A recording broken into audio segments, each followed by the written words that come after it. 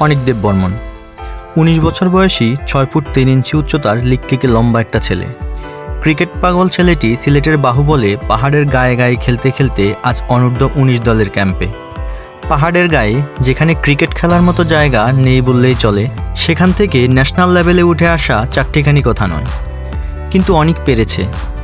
এই পারার অর্থ হচ্ছে অনিক ক্রিকেটকে মন প্রাণ দিয়ে ভালোবাসে এবং অনিকের মধ্যে ওই পটেনশিয়ালটা আছে। ৬ ফুট ৩ ইঞ্চি ছেলেটা মূলত একজন ফাস্ট বোলার।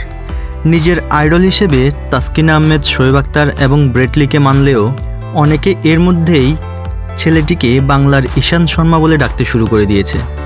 এই বয়সেই ১৩৫ কিলোমিটার পার আওয়ারের উপরে বল করতে পারা অনিকের বোলিংয়ের শক্তির জায়গাটা মূলত স্পিড।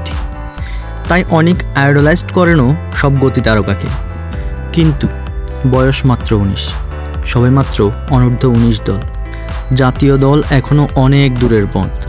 বাংলাদেশ ন্যাশনাল টিমের ফাস্ট বোলিং অ্যাটাক বর্তমানে বিশ্বের সেরা ফাস্ট বোলিং অ্যাটাকদের একটি। সুতরাং ন্যাশনাল টিমে জায়গা পেতে হলে অনিককে আরও অনেক পথ পাড়ি দিতে হবে।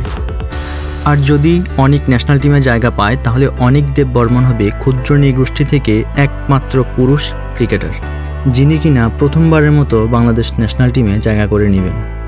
অনিককে নিয়ে উন্মাদনার কারণটাও মূলত এটাই। এর আগে ক্ষুদ্র নৃগোষ্ঠী থেকে কোনো ক্রিকেটারকে মূলত ন্যাশনাল পর্যায়ে এভাবে উঠে আসতে দেখা যায়নি। তবে এখনই অনিকের মতো প্লেয়ারদেরকে নিয়ে এত বেশি মাতামাতি করার আমি পক্ষে নই। কারণ অতিরিক্ত মাতামাতি, অতিরিক্ত মিডিয়া কভারেজ কীভাবে আমাদের ন্যাশনাল টিমের ট্যালেন্টদেরকে ধ্বংস করে দিয়েছে সেটা আমরা অতীতে দেখেছি।